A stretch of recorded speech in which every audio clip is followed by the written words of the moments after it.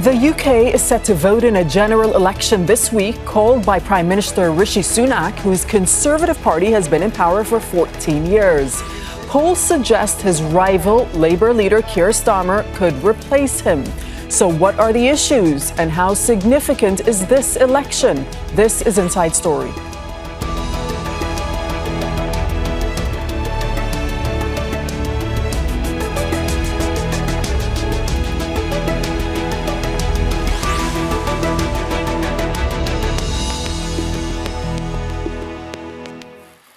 Hello and welcome to the programme. I'm Dareen Abughaida. The UK goes to the polls on Thursday, July 4th, an unexpectedly early date chosen by the Conservative Party Prime Minister Rishi Sunak. His rival, the Labour Party, has not won a general election since 2005. And that's part of the problem for Sunak, inheriting a party afflicted with seemingly endless turmoil and infighting. Polls suggest that the Labour leader Keir Starmer's party could win power, promising to make sweeping changes. But others say if he wins, it will be because there's no other option. Starmer's failure to demand an early ceasefire in Gaza and support for Israel have also alienated some of his party faithful. So what are the main issues for British voters? And what impact will it have for the nation and abroad? We'll bring in our guests in a moment. First, this report from Sharif. Prime Minister Rishi Sunak called a surprise election in May, hoping to capitalise on the brief economic recovery under his leadership. It's been a difficult campaign after a difficult start for Sunak, as he stunned the entire political establishment, announcing a July election. These uncertain times call for a clear plan and bold action to chart a course to a secure future.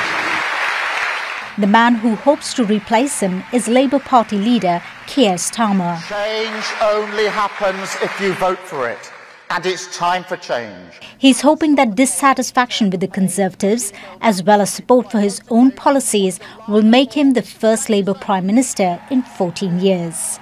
Thank you. The vote takes place as the UK battles economic stagnation, high fuel costs linked to a housing and cost of living crisis, falling public services and a serious lack of faith in the government. Opinion polls suggest a possible landslide victory for Starmer's party, but much will depend on turnout.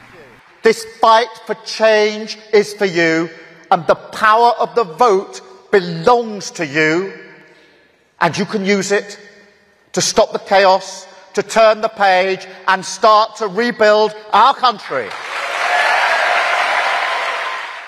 Immigration has become a central issue in British politics.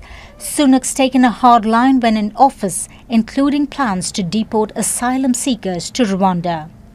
2 years after it was announced, the scheme remains grounded by legal and political challenges, but Sunak hopes it will still be a vote winner. Across Europe, the penny is dropping that ours is the right approach.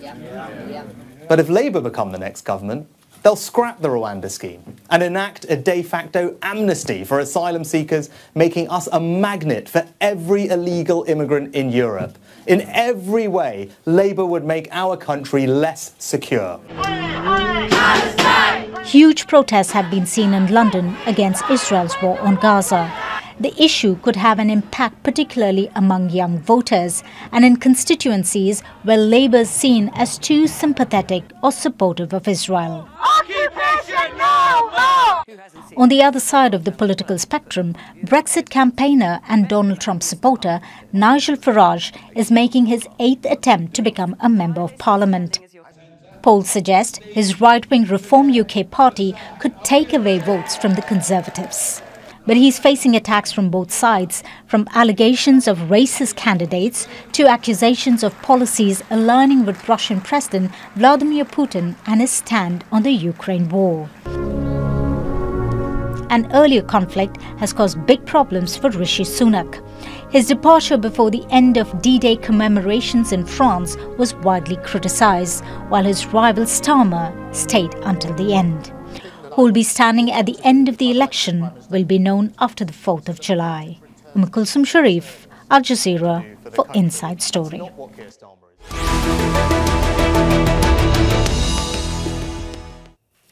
OK, let's now bring in our guest. Joining us from London is Will Hutton, who's a political economist, columnist and president of the UK's Academy of Social Sciences. In Dundee, Scotland, Lesley, Riddoch, a podcaster, journalist and also the author of Blossom, What Scotland Needs to Flourish. And joining us from New York is Pablo O'Hana, who's a senior political advisor who's advising the US Democratic Party and has previously done the same for UK parties and leaders. Thank you so much for your time with us on Inside Story. Will Hutton, if I may start with you over in London. I mean, after 14 years of Conservative rule, is there a real hunger for change now? Very much so. I mean, I think very few people want to openly acknowledge that they're Conservative supporters. Business and finance are declaring their support for Labour, which is astonishing. This morning, the Sunday Times, which is a right-leaning paper, came out in favour of the Labour Party. The polls reflect the fact that that the country feels profoundly misgoverned, tired of kind of ethical lapses as much as the cost of living crisis, and a sense that whether it's failing investment, squeezed public services, Britain standing in the world, it's all, every dial on this dashboard is kind of amber or red, and and while there's not huge enthusiasm, it has to be said, for Keir Starmer, there's a sense that he's a safe pair of hands, and really it is time for a change. And the Conservative Party needs a long time in opposition to reflect and pull itself back together again. It's become a federation, really, of right-wing cults and not a mainstream political party. OK, lots of important points you raised there, Will, which we'll drill down to throughout the programme. Lesley, if I come over to you, we were just, Will was mentioning the polls a moment ago. So one poll that I saw has Labour leading the Conservatives by about 20%, 20 points, excuse me. And according to The Economist, it's called the upcoming election a wipeout for the Tories. I mean, if this latest polling data is correct, then the election will give the ruling Conservative Party its biggest loss in more than a century, apparently. Do you think that the odds are going to hold, or will there be some sort of twist on election day? What's your projection? I think those odds are going to hold. We've seen Rishi Sunak try just about everything. Those of us who are following the election see a different turn, a different angle, a different line almost every 4 days. Just in case you're interested, the latest one today is that apparently Britons will feel it's a better country today, 2024, than it was in 2010, which was after a period of Labour government. Now, I don't think you could find a single person anywhere that agrees with that. So some days it's the war on the illegal crossings in the small boats. Some days it's that Labour will simply prove unreliable and will lose and waste your money.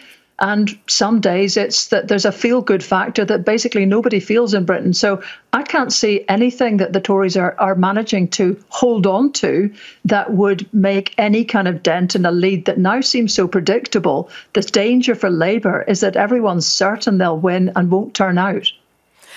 Pablo, as a former campaign advisor to UK political parties, in your opinion, how much can you pin this apparent shift on the current leadership of Prime Minister Rishi Sunak himself?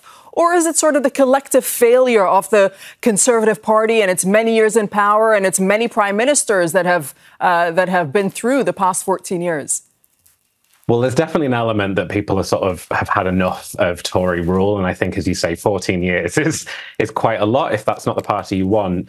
But the Prime Minister and actually the people around him have really not made this easy. This campaign has been dominated by Tory gaffes that started, as you showed in the package there, with him being pouring, making this announcement in the pouring rain. But then it just went from gaff to gaff to gaff. It was Gamblegate. It was the D-Day disaster.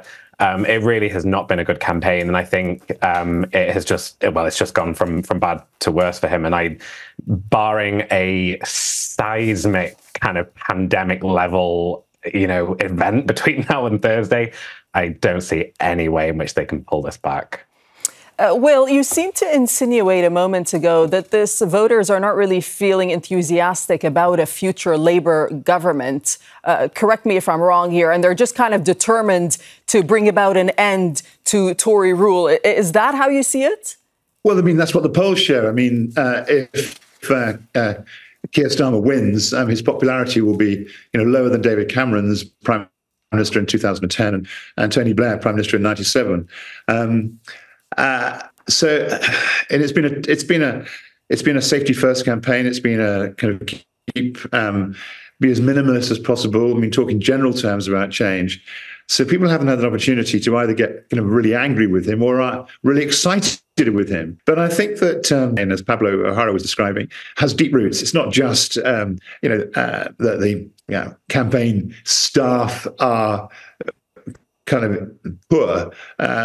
It's that the party itself is not aligned about what it wants to do. It doesn't really have an appetite for more power, I think. I mean, there's too many agendas being pursued and Sunak himself has been a kind of lowest common denominator prime minister.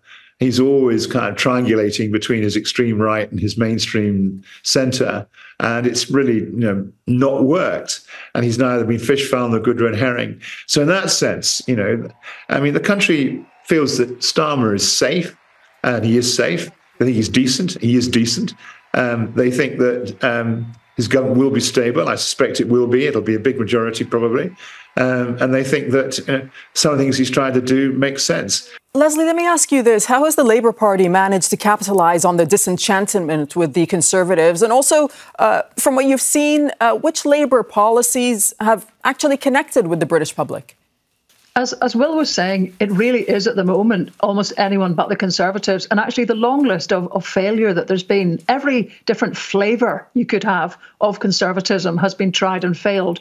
The biggest one that people remember recently really was Liz Truss, who was Prime Minister for a very short period, put through a budget that frightened the markets so much, it wasn't funded properly, that it sent people's mortgages right through the roof. And that's still the case. I think that was probably the last straw for a lot of Conservative voters, because the feeling that the Conservatives were safe with your money left. That was the end. And that probably is now impossible to change. So in a sense, Labour have really picked up by just not being the Conservatives in power, making all those mistakes. I've got to say, again, picking up some things Will was talking about, some of the problems for Britain are really deep-seated and not being brought up by either of the big parties. So, for example, we lost loads of money, loads of trade and loads of jobs through Brexit. And although the majority of British voters now regret Brexit, there's not a single mainstream political party that wants to pick up that and make that an issue at this election, except I'm speaking from Scotland, and I should say I'm an independent supporter, just to be clear. But the SNP have been really pushing that. They're the only ones. There's also just the other big issue is privatisation that was brought in 40 years ago by Margaret Thatcher. Now, no one's talking about that. The Lib Dems are talking about the state of water and rivers in England. In Scotland, rivers and water was kept in public hands.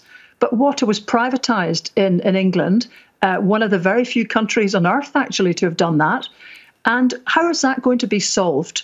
Because, having a tougher ombudsman, having more regulations, more investment, that's fine.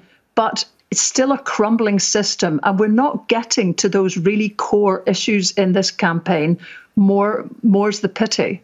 Well, look, I mean, Lesley, speaking of the core issues, one of the vote is taking place, obviously, in a period of, as we know, economic turmoil. So is that the main issue for voters, do you think?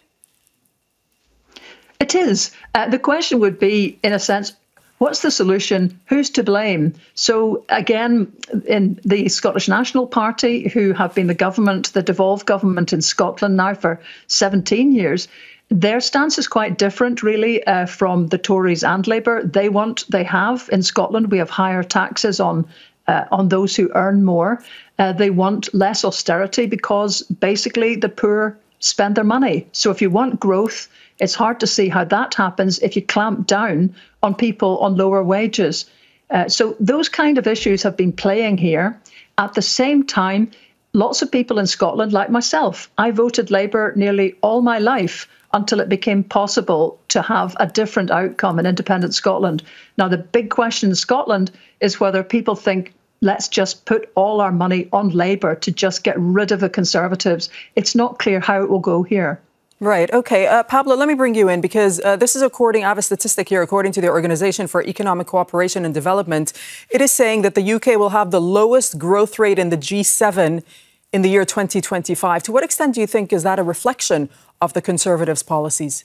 I think it is a reflection of Conservative policy, but it has been exacerbated, of course, by Brexit. And as your last speaker was just saying there in Scotland, that there is this kind of like conspiracy of silence around this huge elephant in the room that nobody wants to talk about. Brexit is destroying our economy, but not only our economy, it's destroying our country and our sort of sense of character, who we are. And, you know, Brexit at the moment in Australia is costing us £1 million every single hour. And it makes me laugh that we're in the middle of this election campaign where, you know, everyone sort of throws statistics and accusations all over the place. And you've got Labour claiming that Tory policies cost 37 billion, Tories claiming Labour policies cost a similar kind of, 40 billion or something.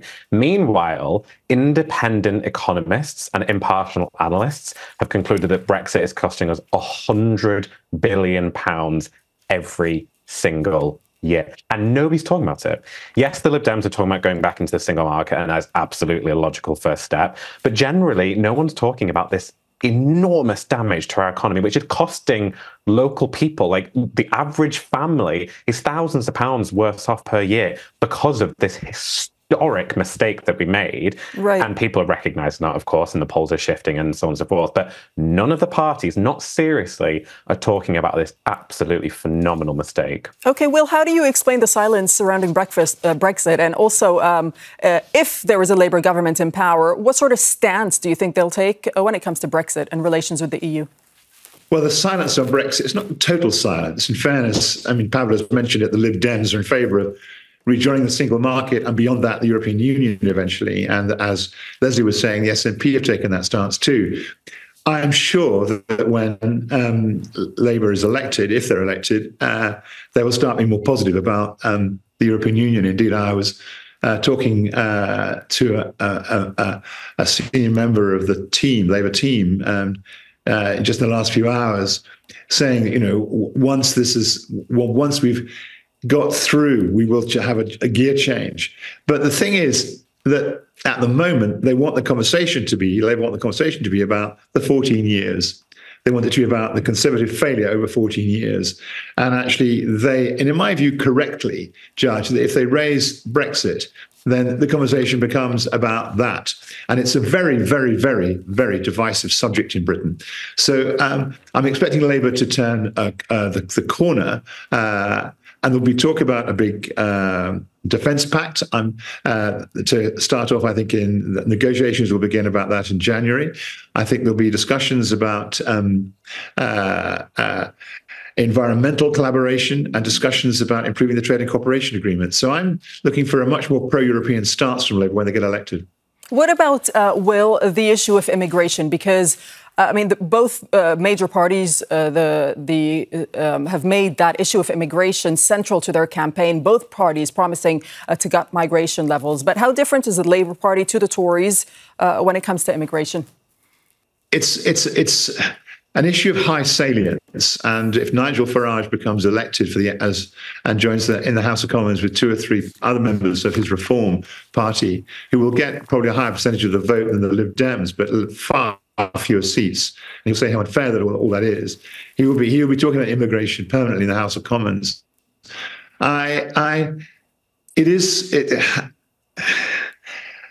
won't go through with the flights to Rwanda, the famous flights to Rwanda. They won't go through with that. They will set up their border control unit. They will attempt. I suspect there'll be some continuity with some of Tory policies. They will take a more relaxed approach on students going to the country with their families, because it's so important for university finances that happens. But it's going to remain. The stance is going to be keep the conversation down, keep the temperature down. Don't talk inflammatory anti-immigrant language. You try and use international agreements to cut the money flows. That's going to be the stance. Okay, another top issue, of course, is the war on Gaza. Lesley, what does the election mean for the UK's foreign policy? Let's talk about Gaza first, and then I'll ask you about Ukraine. Well, you've said, and Al Jazeera has covered the demonstrations there have been in London. They've been all over Scotland as well. And it was the SNP who ran with this earliest, whose leader, he had to resign over a domestic problem here. But Hamza Yusuf, who I think was the first Muslim leader in Europe, he, national leader, he was very strong on immediately saying, as soon as the atrocity in Israel happened, followed by the attacks on Gaza, he was the first to say there had to be a ceasefire. And in fact, his in-laws, his wife's mother and father were trapped in Gaza for about 6 weeks. So that became a big issue in Scotland for people. Now, south of the border, there is a slate standing in certain constituencies against Labour because Labour conspicuously failed to endorse that call for a ceasefire early and clearly. And some of the things said, I have to say, by Keir Starmer and David Lammy, the potential foreign secretary in a Labour government, which seemed to be sort of weighing up whether it was acceptable to bomb a refugee camp or to withhold water and aid. So you think that this could cost the Labour... stay for a long time. You think that this could cost the Labour Party votes? It will cost the Labour Party votes. Whether it's enough to actually change, it looks as if surveys the Labour Party have done suggest that in England particularly, there isn't going to be a big enough impact on their likely majorities to damage them. But I think it still creates a lack of enthusiasm in those communities for a changed government.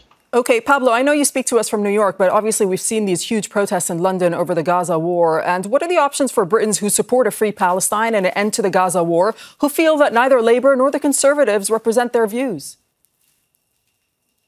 Yeah, I think it's a really tricky one. And it is true that Labour are losing some support in it. Personally, I'm not sure it's going to make a ton of difference. And we've sort of seen this born both in politics and outside of that. There was obviously early this year, there was a lot of controversy surrounding Israel being involved in Eurovision. And there was expected to be a big kind of, protests, and that viewing figures would be down, and actually viewing figures were up, and Israel did really well in the voting from the public. So I think that there is going to be an impact. I don't think it's going to be severe. I think voters who are feeling as though neither Labour nor the Conservatives support them may look to small parties. And of course, we did have a by-election earlier in the UK where George Galloway and his party, the Workers' Party, basically ran on that platform and did really well. They won that by-election. There is kind of mixed polling at the moment about whether he'll hold that seat in the general election. Of course, by-elections are very... can be very sort of singular issues, and people run on a very specific platform and they can get elected that way on a lower turnout and things like that. Mm-hmm. Whether that transpires in a general election remains to be seen. As I say, polling's a little bit all over the place on that. But I think people who feel like they don't have a home in either Labour or the Conservatives on this issue may look to the other parties. Places out the Lib Dems have been very clear that they want a ceasefire, but I think ultimately, if I'm honest, despite how people really feel, elections often come back to how it is impacting them in this moment, in their pocket, on their finances.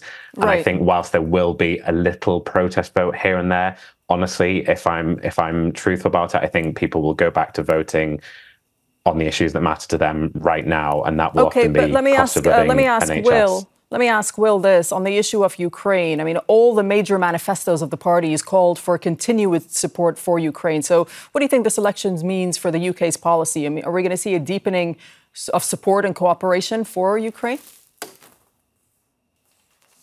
Yeah, essentially. I mean, the British government under the Tory party has been, as you know, very strongly pro-Ukraine, and I'm sure that will continue with Keir Starmer. Your viewers should also note that actually the Labour manifesto calls for the recognition of a Palestinian state, which is quite a big deal for the Labour Party actually to get that far. It's always talked about a two-state solution in the past, but now it's talking about recognising a Palestinian state. And I think that opinion in Britain has moved, no doubt, in the last 6 months. It started off by being very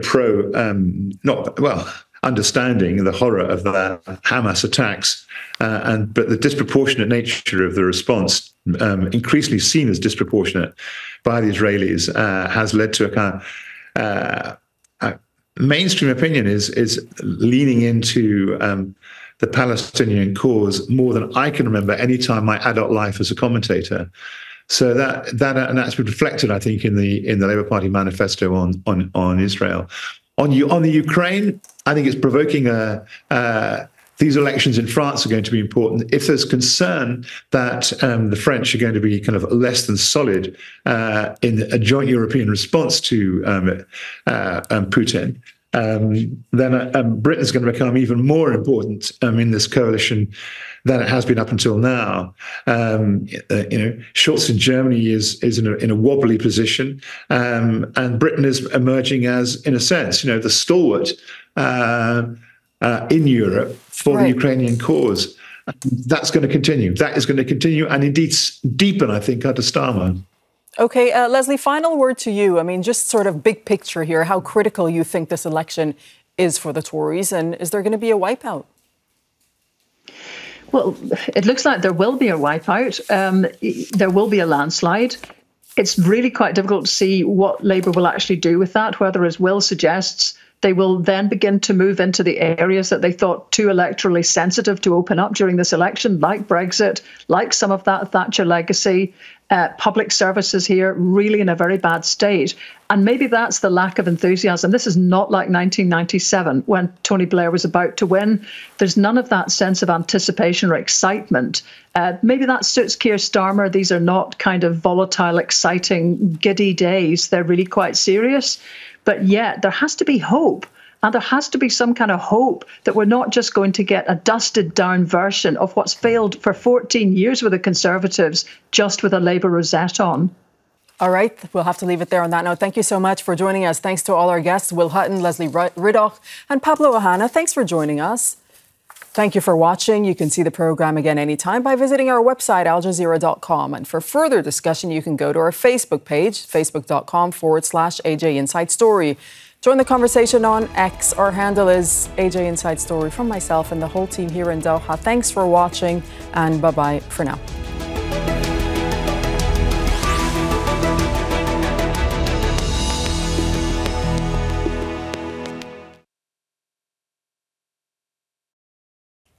Make sure to subscribe to our channel to get the latest news from Al Jazeera.